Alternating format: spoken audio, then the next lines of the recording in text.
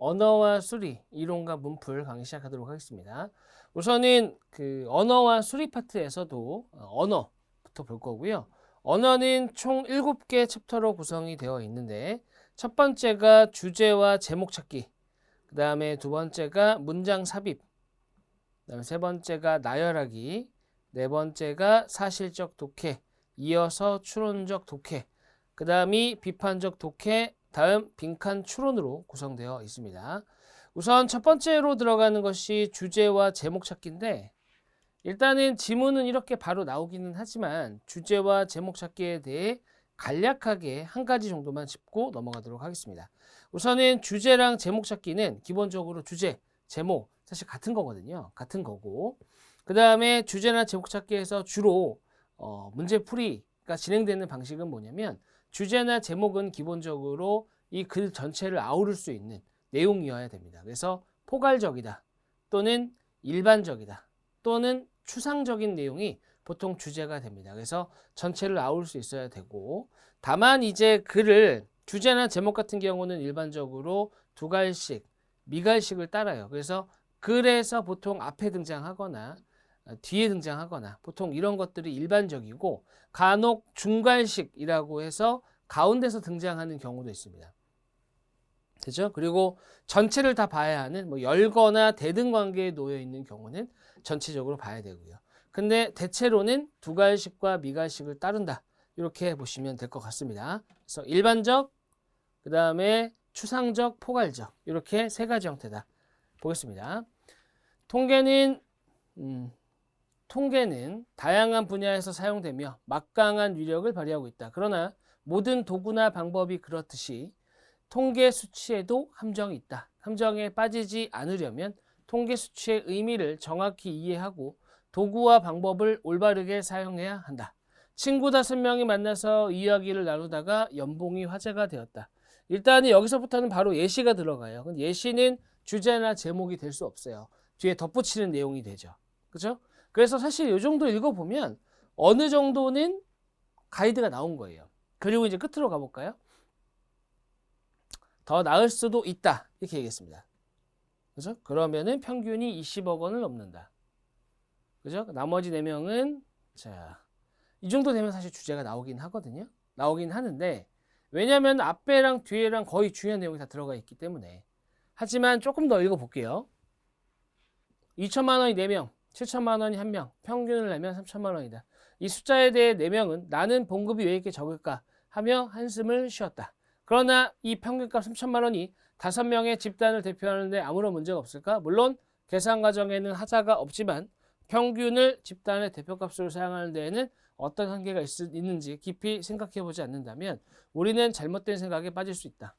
평균은 극단적으로 아웃라이어, 비정상적인 수치에 민감하다.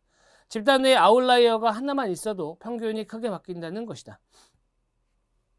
위 예에서 한 명의 연봉이 7천만 원이 아니라 100억 원이었다고 하자. 그러면 평균은 20억 원이 넘게 된다. 나머지 4명은 자신의 연봉이 평균치의 100분의 1밖에 되지 않는다면 실패해야 할까? 연봉 100억 원인 사람이 아웃라이어이듯이 처음에 예에서 연봉 7천만 원인 사람도 아웃라이어인 것이다. 두드러진 아웃라이어가 있는 경우에는 평균보다 최빈값이나 중앙값이 대표값으로서 더 나을 수 있다. 이게 대표값이 기본적으로 3개예요. 평균, 중앙값, 최빈값 이렇게 3가지고 평균의 함정이라는 것이 바로 아웃라이어에 해당하는 것이 바로 평균의 함정인 겁니다. 그런 경우에는 이건 사실 자료가 개수가 너무 적기 때문에 중앙값이나 최빈값이나 평균이 사실상 다 의미가 없어요. 자료가 많을수록 만약에 이런 거죠. 우리가 뭐 연봉이라든지 월 급여에 대한 평균을 놓고 보면 보통 사람들이 이렇게 생각하거든요. 내 월급은 저 근처도 못 가는데 이렇게 생각하는 사람들이 많아요. 그런 것이 다 평균과 관련되어 있어요. 그래서 소득과 관련된 내용은 뭐 중앙값이 평균보다 더 낮다 이렇게 얘기하기도 합니다. 등등등 이런 내용이에요. 배경 지식은. 어찌됐건 간에 답을 골라본다면 1번 평균은 집단을 대표하는 수치로서는 매우 부적당하다? 아니죠. 그 얘기는 아니에요. 이렇게 아웃라이어가 있는 경우에는 어떻게 한다고요? 평균보다는 최빈값이나 중앙값이 나을 수도 있다는 거지 무조건 적이지는 않다 이 얘기입니다. 2번 통계는 숫자 노름에 불과하므로 자 없는 내용이고 3번 평균보다는 최빈값이나 중앙값을 대표값으로 사용해야 한다. 아웃라이어가 있는 경우에.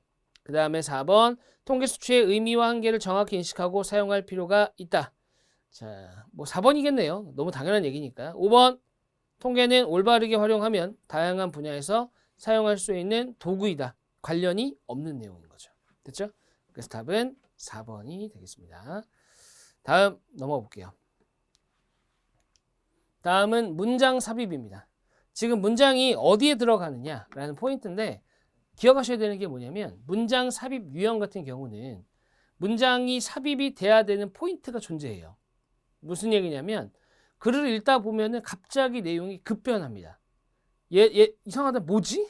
갑자기 급변해요. 반대되는 내용을 얘기하거나 아니면 아예 다른 얘기를 하거나 중간에 문장은 그런 문장이 중간에 딱 들어가면서부터 분위기를 전환시켜줘야 되는 거거든요. 그래서 역접의 상황을 만들든 아니면 전환의 상황을 만들든 근데 순접의 형태 쭉 이어지고 있는 형태에서는 사실 문장 삽입이 들어가기가 쉽지가 않아요. 계속 이어지고 있기 때문에 맞죠? 그래서 보통은 해당 문장이 들어감으로 인해 어떻게 되는 거예요? 글 전체가 완성이 되는 빈 공간이 채워지는 그런 형태라고 보시면 됩니다. 그래서 이런 형태는 기본적으로 문장 삽입에 해당하는 그 문장을 먼저 읽어주시고 얘가 어디쯤에 들어가야 되는지 보셔야 됩니다. 하지만 기본적으로 보셔야 되는 건 뭐라고요? 내용이 급변해요.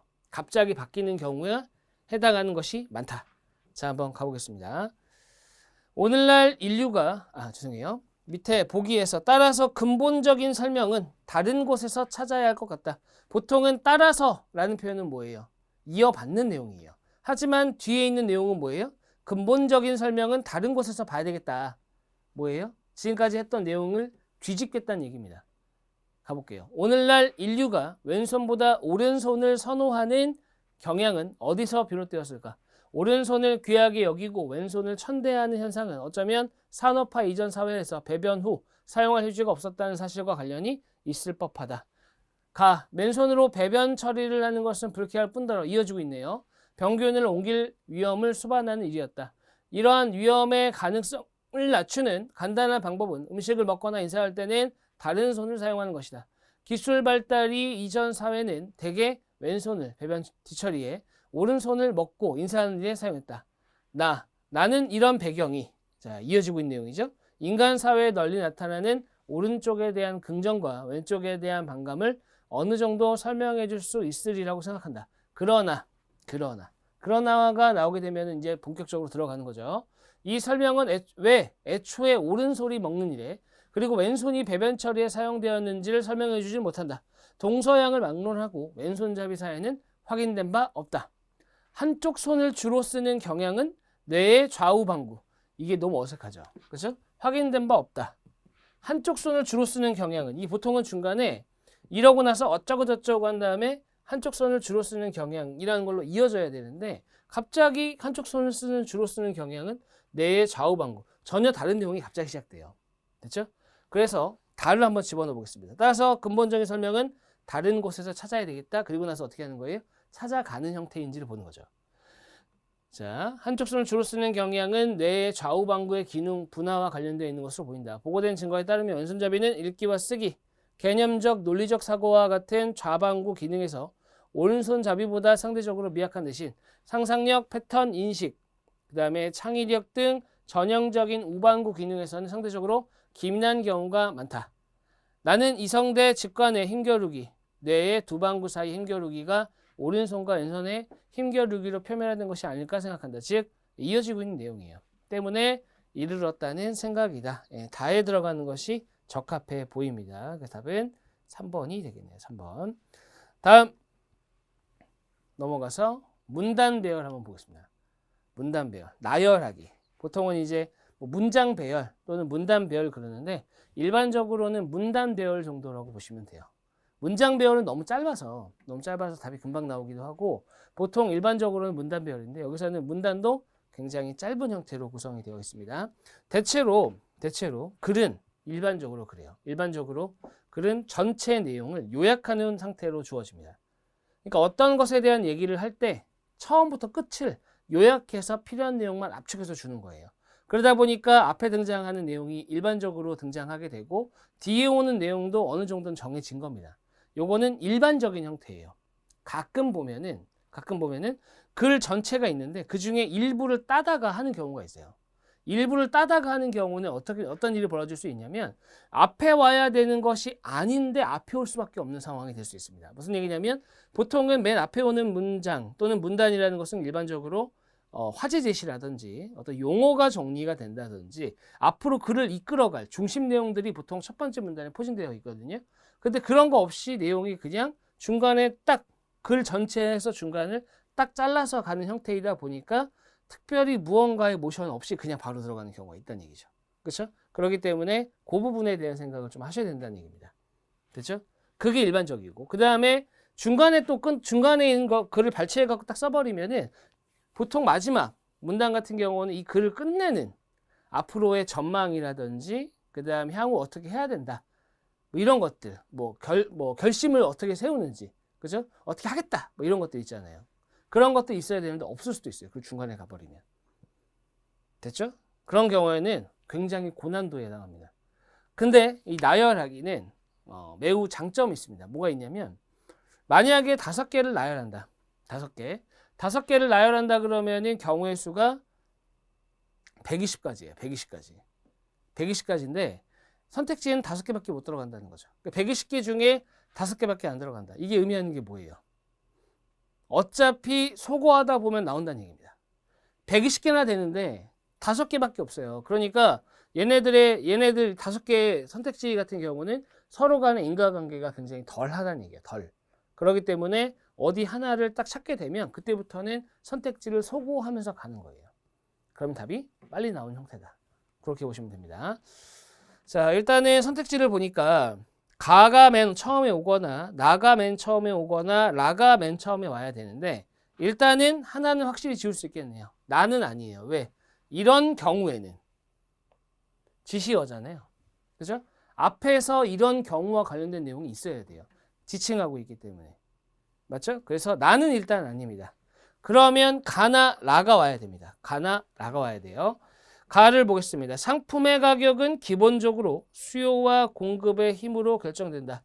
시장에 참여하고 있는 경제 주체들은 자신이 가진 정보를 기초로 하여 수요와 공급을 결정한다. 자, 첫 번째 문단으로는 일단 문제가 없을 것 같아요. 근데 라를 보세요. 일반적으로. 보통 일반화시키는 내용이 먼저 들어가진 않습니다. 일반적으로란 말을 하려면은 앞에서 어떤 얘기를 하다가 근데 이런 거예요. 근데 일반적으로는 이렇게 얘기해. 이렇게 가는 게 일반적이거든요. 그죠? 그렇기 때문에 라는 한번 읽어보겠습니다. 일반적으로 거품 현상이라는 것은 어떤 상품, 특히 자산의 가격이 지속해서 급격히 상승한 현상을 가리킨다. 근데 거품 현상이라는 것에 대한 뭘 한 거예요? 정의를 내린 거예요. 맞죠? 보통 정의를 내리는 건 일반적으로 빼시고 만약에 이 글이 거품 현상이라는 것은 여기서부터 시작을 했다면 일단은 첫 번째 문장 같은 경우는 첫 번째 문단에 들어봐도 손색이 없습니다. 맞죠? 근데 얘가 첫 번째가 된다면 첫 번째 문단은 제가 뭐라고 했어요? 보통 중심 내용, 핵심 내용이 들어가고 이런 중심 내용들은 제목, 주제와 연관이 있기 때문에 글 전체적으로 등장하게 됩니다. 즉 거품 현상이라는 것이 이전에도 있어야 돼요. 이후에도 있어야 돼요. 그러니까 라 이후에도 있어야 됩니다. 됐죠? 이후에도 있어야 한다.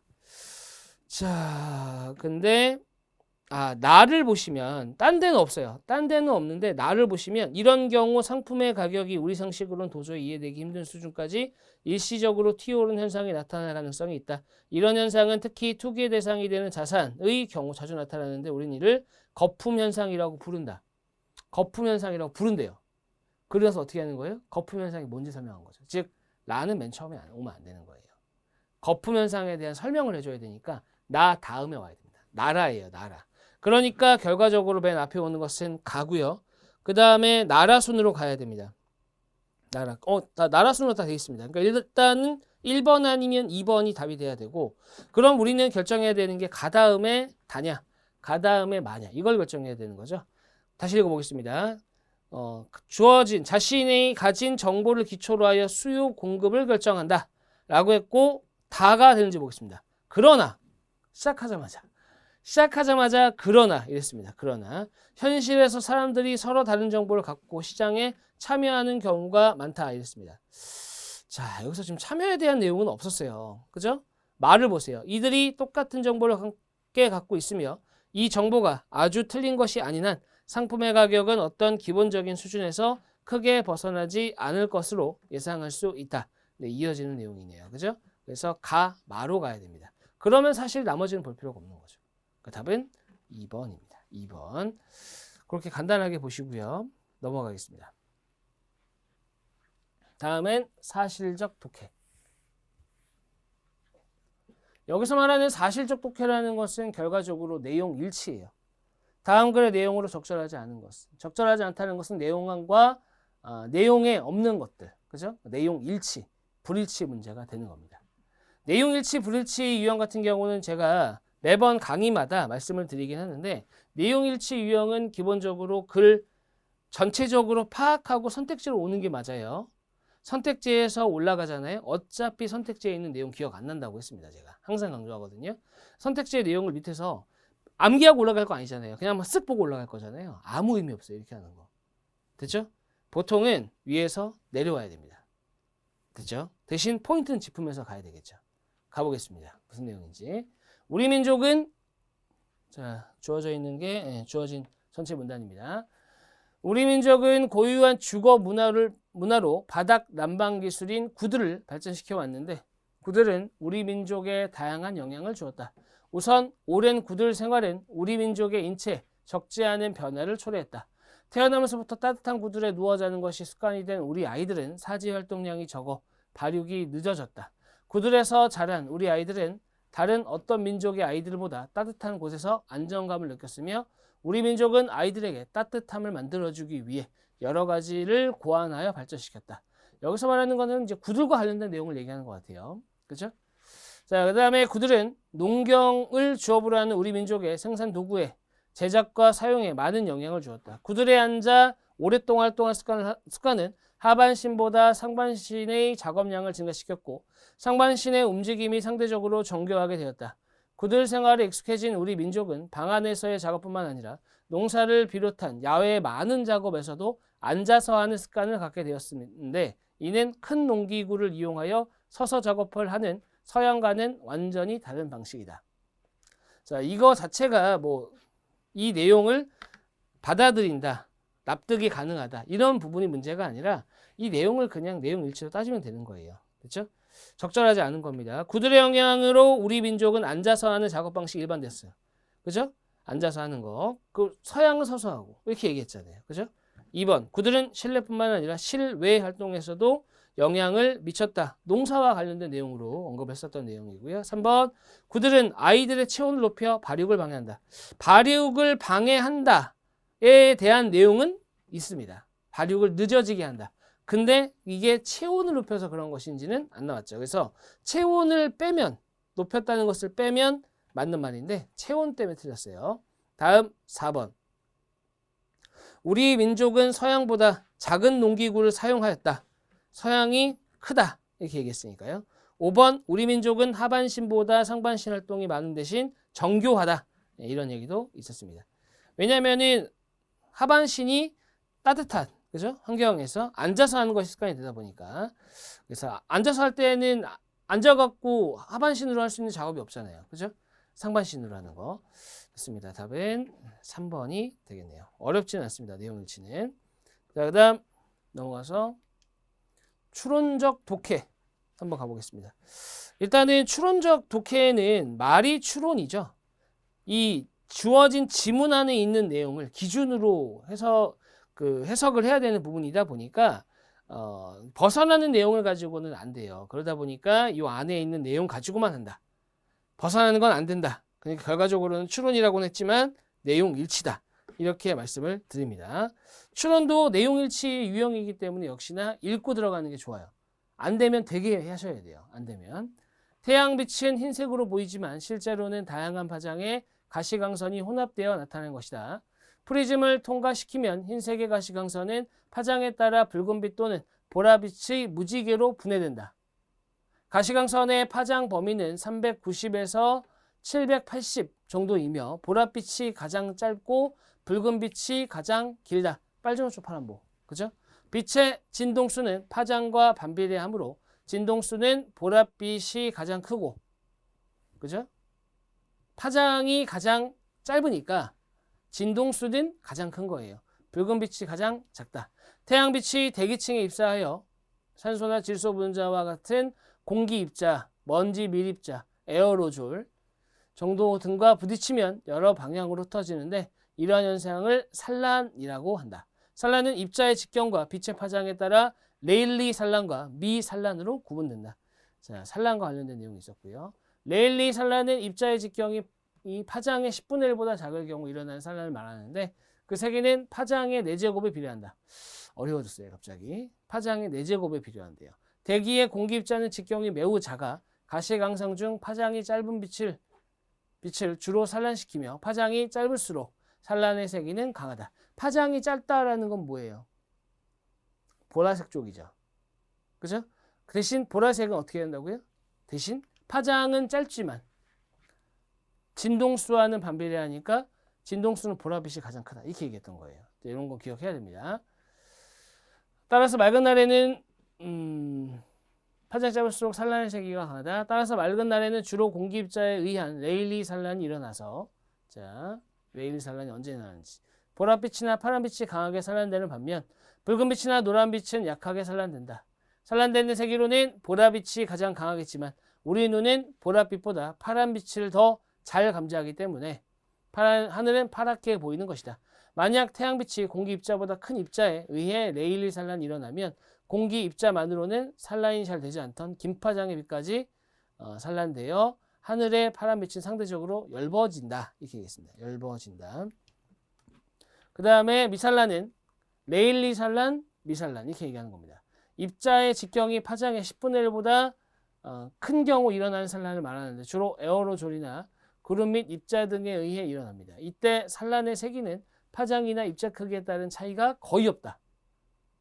구름이 흰색으로 보이는 것은 미산란으로 설명된다. 구름 입자처럼 입자의 직경이 가시광선의 파장보다 매우 큰 경우에는 모든 파장의 빛이 고루 산란된다. 이 산란된 빛이 동시에 우리 눈에 들어오면 모든 무지갯빛이 혼합되어 구름이 하얗게 보인다. 이처럼 대기가 없는 달과 달리 지구는 산란 효과에 의해 파란색 하늘과 흰 구름을 볼 수 있다. 라고 했습니다. 자, 오케이. 이 정도 보시고 바로 선택지로 한번 가보죠. 1번 가시광선의 파란빛은 보라빛보다 진동수가 작다. 문제에서는 적절하지 않은 거예요. 지금 파장은 진동수는 보라빛이 가장 길다고 했어요. 파장이 짧은 대신. 맞죠? 됐습니다. 그래서 1번 맞는 내용. 2번 프리즘으로 분해한 태양빛을 다시 모으면 흰색이 된다. 구름이 흰색인 것에 대한 설명을 얘기했었잖아요. 그죠? 자, 그 다음에 3번 레일리 산란의 세기는 파란빛이 가장 커요? 가장 큰 거는 보라빛이에요. 보라빛. 다만 우리 눈이 파란빛을 더 잘 보기 때문에 파란빛으로 보이는 것 뿐이다. 다음 4번, 3번이 답입니다. 4번 빛의 진동수가 2배가 되면 레일리 산란의 세기는 16배가 된다. 4제곱에 반비례한다고 그랬잖아요. 그러니까 이런 용어들이 중요하다고요. 4제곱의 반비례가 아니라 잠시만요.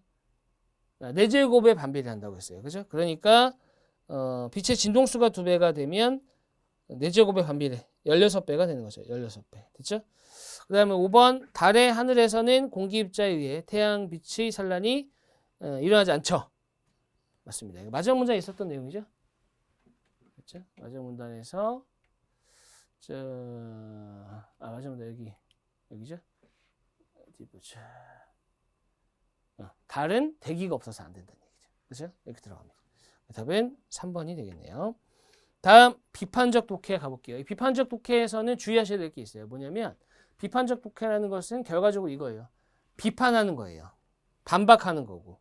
근데 이 반박이나 비판은 나의 생각, 내가 가지고 있는 생각의 옳고 그름을 따지는 것이 아니라 반박하거나 비판하려면 그 내용이 잘못됐다라는 가정을 깔고 얘기를 해줘야 된다는 얘기입니다.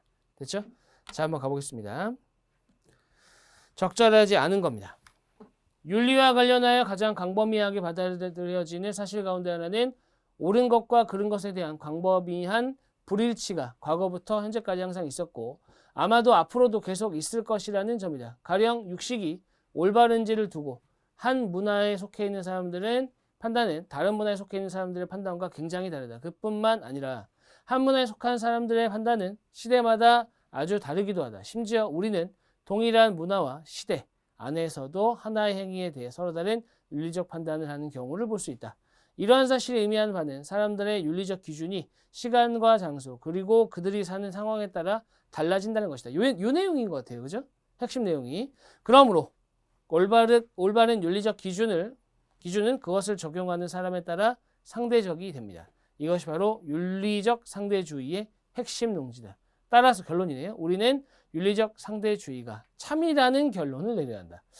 자, 마지막이 조금 생뚱맞은데 이거에 대한 반박입니다. 그러면은 윤리적 상대주의가 참이라는 것에 대한 결론에 반박이 돼야 되겠어요. 1번, 2번, 3번 윤리적 상대주의가 옳다고 해서 사람들의 윤리적 판단이 서로 다른 것은 아니다.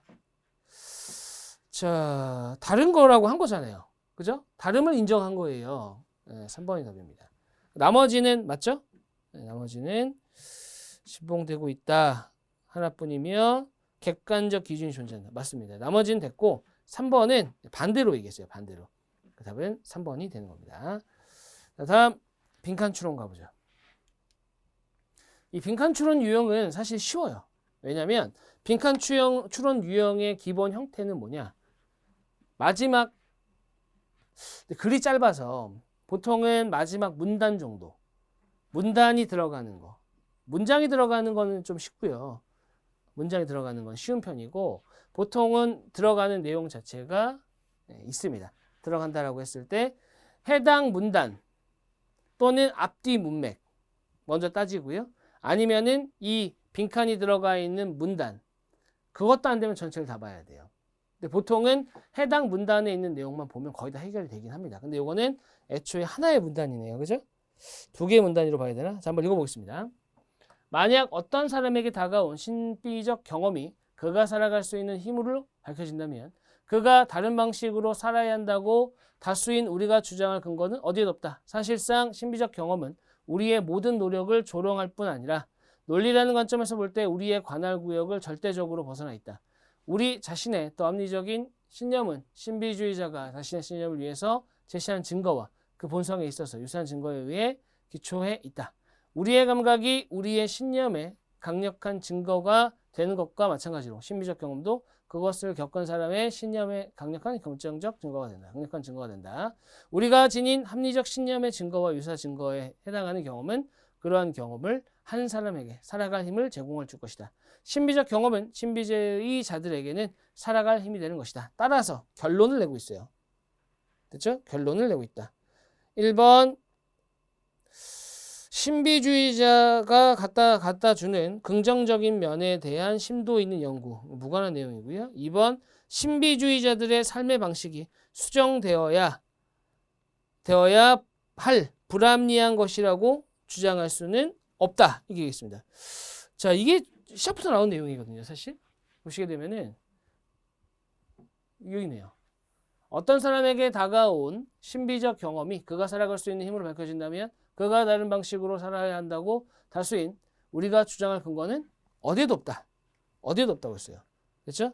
자, 그렇기 때문에 요것과 문맥이 이어지는 내용 기준으로 본다면은 자, 2번이 되는 거죠. 2번. 됐죠? 2번입니다. 나머지는 해당 사항이 없는 것 같아요. 그래도 한번 확인해 볼까요? 3번 논리적 사고와 신비주의적 사고를 상반된 개념으로 보는 견해는 수정되어야 한다. 무관한 내용인 것 같아요. 그죠? 4번 신비주의자들은 그렇지 않은 사람들보다 더 나은 삶을 살아간다고 할 수 있다. 자, 됐고요. 5번입니다. 모든 합리적 신념의 증거는 사실상 신비적 경험에서 여기서 걸리는 거는 이제 모든이라는 말이죠. 모든이라는 표현이 들어가면 좀 걸리는 표현이 있습니다. 이 빈칸 추론은 그래요. 보통은 결론이 해당하기 때문에 따라서 이 내용과 다를 수가 없어요. 기본적으로. 그러니까 내용과 연결이 돼야 되니까 앞에서 나왔던 내용, 앞에서 언급했던 내용에 대해서 그게 갑자기 잘못됐다거나 이렇게 얘기할 수는 없는 거죠. 받아서 가는 겁니다. 받아서. 결론에 해당하는 거니까 이 내용 자체를 정리한 내용이라고 보셔도 될 것 같습니다. 됐죠? 그렇게 보시면은 답은 2번밖에 안 되겠네요. 요거는. 자, 됐습니다. 여기까지 언어 이해 파트를 보셨고, 언어 이해는 유형이 이렇게 정리해 놓긴 했어요. 그죠? 근데 쉬운 유형은 사실은 그냥 답을 바로 구할 수 있는 형태들이 좀 쉬운 형태고, 제일 어려운 거는 내용 일치죠. 내용 일치. 그래서 내용 일치 어떻게 접근해야 되는지 요거 중심으로 조금 학습하시면 좋을 것 같습니다. 강의는 여기서 마무리하도록 하겠습니다. 수고하셨습니다.